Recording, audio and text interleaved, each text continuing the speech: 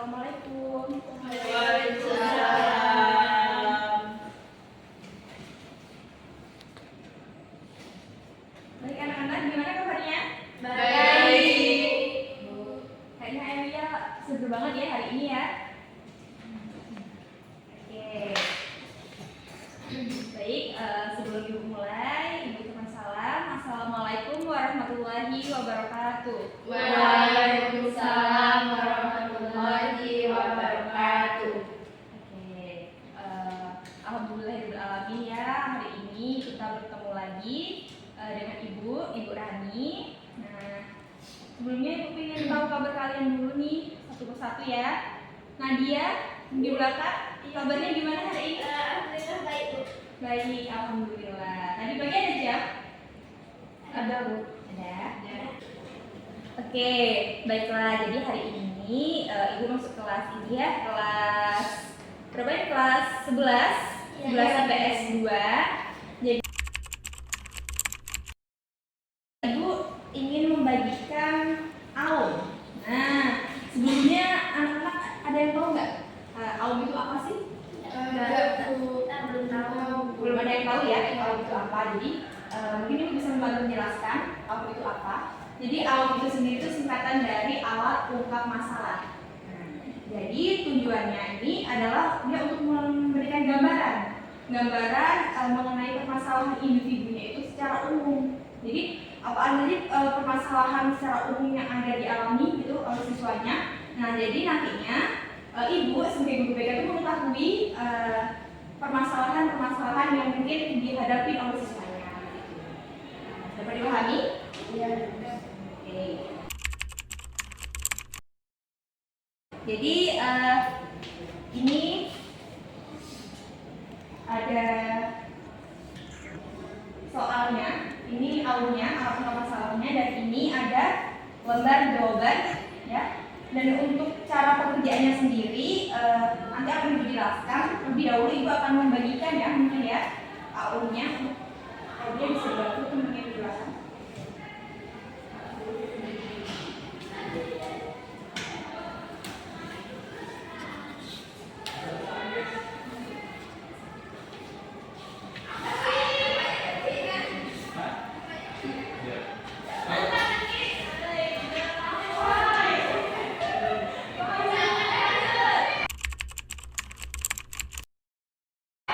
Oke, jadi kan kalian semua pada megang ya AUM-nya dan tahu ini yang soalnya dan ini lembar jawabannya. Oke, cara pengerjaannya mungkin belum ada yang tahu ini gimana Bu cara ngerjainnya. Nah, mungkin di sini Ibu bisa membantu menjelaskan bagaimana cara kalian menjawab soal-soal dalam AUM ini. Nah, jadi langkah pertama mungkin ada yang bisa membantu Ibu membaca satu surat ini. Ya, Bu. Oke, Lili boleh. Langkah pertama, bacalah dengan seksama pernyataan-pernyataan permasalahan berikut ini dan tandailah masalah-masalah yang menjadi keluhan dan mengganggu Anda sekarang ini dengan jalan mengulangi nomor masalah yang sesuai pada lembaran respon. Oke, jadi udah tahu ya semuanya. Jadi sebelum kalian mengisi, tentunya kalian mengisi nama, ya. Jadi nama Anda semuanya mungkin bisa dituliskan di atas. Itu ada. Terus kelas, sekarang kelas berapa? Kelas 11 di S2. Oke, setelah itu kalian bisa membaca soal. Contoh, soal pertama, permasalahannya bisa badan terlalu kurus atau terlalu gemuk. Nah, bisa kalau dalam pribadi kalian merasa itu benar, pernyataannya itu memang masalah yang sedang saya alami. Nah, kalian bisa menyilang di lembar jawaban yang pertama, nomor satunya mungkin disilang.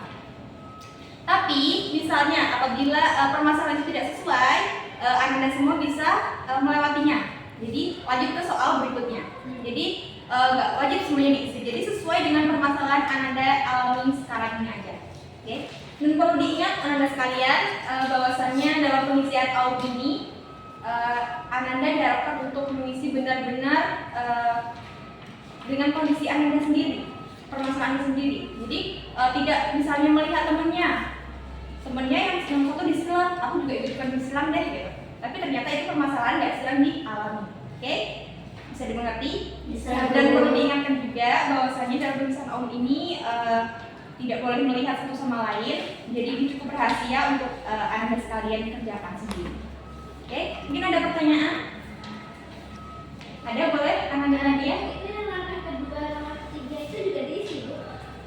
Langkah kedua, oh ya, Ibu menjelaskan juga ya untuk Anda. Bahwasanya di sini langkah kedua tuh perhatikan dan baca kembali jawaban yang telah Anda isi. Kemudian pilih masalah-masalah menurut Anda dirasakan paling mengganggu. Ya, itu paling mengganggu dengan cara memasukkan nomor masalah pada kolom berikut ini. Misal, setelah Anda semuanya mengisi, itu ada berapa soal semuanya? 165. Nah, 160. 70. Oh, 170. Oke, berarti mesti fokus ya, Ananda. Oke, misal permasalahan yang berat itu di permasalahan nomor 2. Misalnya di permasalahan nomor 12, permasalahan nomor 30. Nah, Ananda bisa menuliskan nomor-nomor masalah berat tersebut di kolom yang ini. Yang langkah kedua itu. Paham? Paham. Oke. Tapi kalau misalnya merasa Ananda tidak ada yang merasa tidak ada masalah berat, misalnya nggak cukup berat kok permasalahannya, jadi bisa dikosongkan, jadi nggak wajib ditulis. Oke. Terus langkah ketiga, apakah sudah menggambarkan seluruh masalah Anda? Nah, misalnya dari soal-soal Aum ini, dari 170 soal itu, apakah semua soal ini tuh sudah menggambarkan permasalahan Anda semua? Mungkin ada juga yang belum dikeluarkan. Mungkin Anda bisa menjawab dengan tidak. Apabila semuanya sudah sesuai ya, menggambarkan seluruh masalah Anda sekalian bisa menjawabnya dengan iya. Iya. Oke. Terus kalau misalnya ada masalah lain mungkin bisa dituliskan masalah lainnya apa di lembar jawaban. Terus ada di situ pertanyaan apakah ada ingin konsultasi. Jika kedepannya setelah mengisi Aum ini Anda ingin konsultasi, baik itu kepada guru BK, kepada guru BK di sekolah ini, ataupun kepada wali kelas mungkin boleh juga nanti biar wali kelas membantu menyampaikan permasalahan pada guru BK-nya. Itu kan dijelaskan juga jika iya kepada siapa Anda ingin berkonsultasi. Oke, itu tadi ya Anda semua cara pengerjaan Aumnya. Baiklah, jika sudah paham semua ya mengenai pengisian Aum ini bagaimana, Anda sekalian bisa mengisi lembar jawabannya sesuai dengan soal-soal yang ada di Aum. Oke, ini bisa dikerjakan. Ibu tunggu sampai selesai.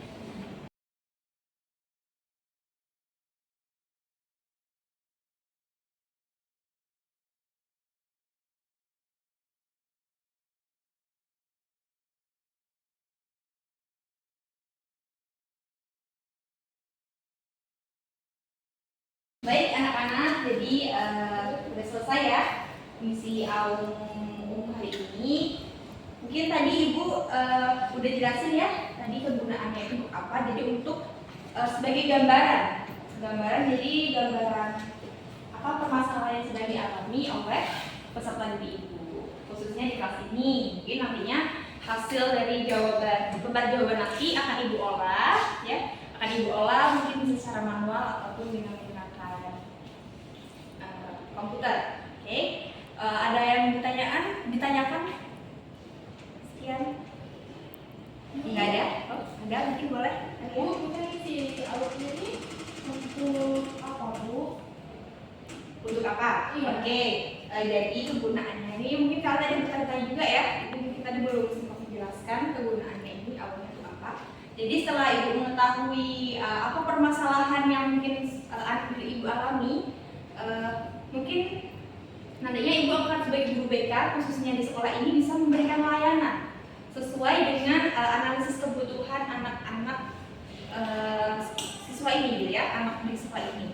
Jadi setelah Ibu mengetahui permasalahannya apa, Ibu bisa menentukan jenis layanan apa yang sesuai. Misal ini aja ya, tadi Elia mengalami misalnya permasalahan di bidang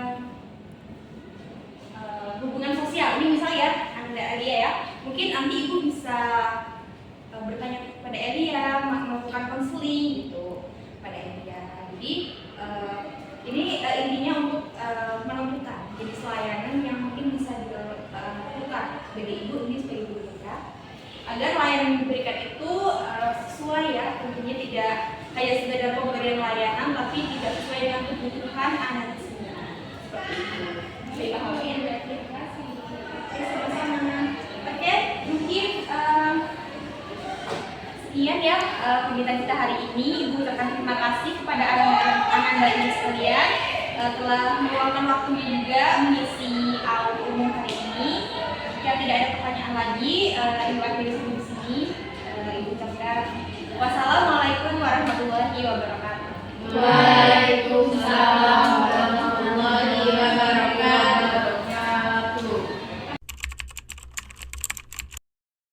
Oke, jadi ini saya sedang mengolah hasil jawaban dari AU umum siswa saya.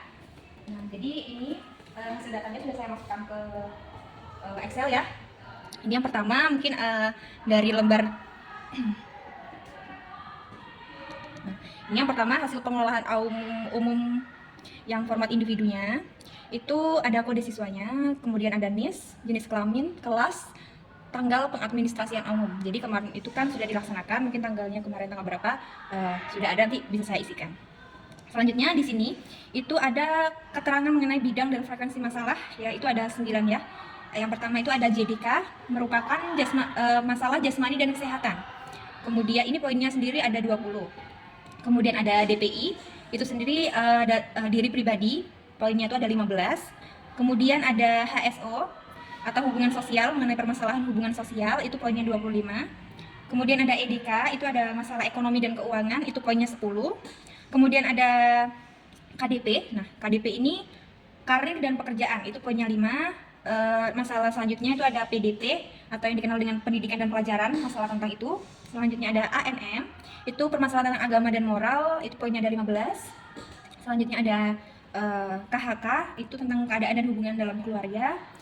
Selanjutnya terakhir itu yang ke-9 ada permasalahan tentang TSG atau waktu senggang, yang poinnya itu ada 5. Nah, mungkin dari sini bisa dilihat dari permasalahan yang pertama itu JDK tentang jasmani dan kesehatan di siswa saya ini, kita panggil saja siswa A. Dia ada dua nomor masalah. Nah, itu terletak di nomor 2 dan nomor 18. Nah, terlihat banyaknya jumlahnya dia masalahnya adalah 2. Itu besaran poinnya itu ada 10%. Dan bisa dilihat juga ini adalah nomor masalah yang termasuk itu nomor masalah terberat yang mungkin dialami oleh siswa si A ini. Nah, dari keseluruhan data individu siswa A ini ya, mungkin bisa dilihat dari ke-9 bidang masalahnya itu masih belum berat gitu ya, alhamdulillahnya. Jadi masih di bawah besaran 50%. Mungkin yang menjadi fokus saya nanti sebagai guru BK, saya akan terfokus terhadap permasalahan-permasalahan beratnya. Ini ada di bidang mana nih yang paling banyak? Ada 6 ya. Ada 6 ini di bidang pendidikan dan pelajaran. Nah, mungkin nanti lebih lanjutnya saya sebagai guru BK ini bisa melakukan konseling ya pada anaknya. Mungkin saya bisa menemui anaknya apa yang menjadi permasalahannya di bidang pendidikan dan pelajaran. Mungkin tentang bagaimana belajar, bagaimana di kelas, apa yang menjadi masalahnya. Jadi saya bisa mengetahui permasalahan tersebut. Gitu. Nah, jadi ini sendiri merupakan hasil pengelolaan AU umum yang individual. Nah, jadi ini ada dari pengolahan AU umum yang kelompok. Ini ada 9 bidang tadi yang telah saya jelaskan di AU individu tadi ya, hasil pengolahan individu. Itu dapat dilihat dari keseluruhan siswa. Ada salah satu siswa yang memiliki poin tertinggi. Ini sebesar 31, ini poinnya di permasalahan pendidikan dan pelajaran. Ini bisa dilihat di sini. Dan untuk rata-rata keseluruhan permasalahan ini poin rendahnya itu 0. Dan bisa dilihat juga di sini dari keseluruhan jumlah masalah yang paling banyak dipilih oleh siswa itu di poin 207. Ini 207 masalah ya yang dialami itu pada bidang pendidikan dan pelajaran. Nah, sedangkan untuk persentase itu yang paling tinggi itu berada di masalah umum tentang jasmani dan kesehatan. Ya, jadi untuk presentasi yang paling tinggi itu di permasalahan jasmani dan kesehatan itu sebesar 32%. Nah, ini untuk masalah yang ada di lembar jawaban umum. Nah, untuk di lembar jawaban masalah terberat ini rata-ratanya mungkin bisa dilihat Yang paling tinggi itu ada di permasalahan pendidikan dan pelajaran. Di sini sebesar 12,9, dan sedangkan untuk jumlah keseluruhannya ini untuk masalah terberat ini ada di poin 40. Nah, ini di masalah pendidikan dan pelajaran. Sedangkan untuk kata-kata terberat itu di ini ya, poin yang 2,5 ini 50 itu jatuh di permasalahan pendidikan dan pelajaran juga. Nah, mungkin nantinya dari hasil rata-rata pengelolaan tahun ini nanti mungkin saya akan fokuskan terlebih dahulu dari presentasi yang paling banyak masalah dialami oleh siswa di kelas tersebut. Mungkin saya di sini bisa fokus terlebih dahulu di masalah jasmani dan diri pribadi ya, yang paling tinggi di presentasinya. Jadi saya akan merancang layanan apa yang mungkin bisa saya berikan, baik itu secara klasikal di kelas tersebut dan secara individu tadi, dari hasil individu yang hasil pengelolaan individu ini. Jadi seperti itu.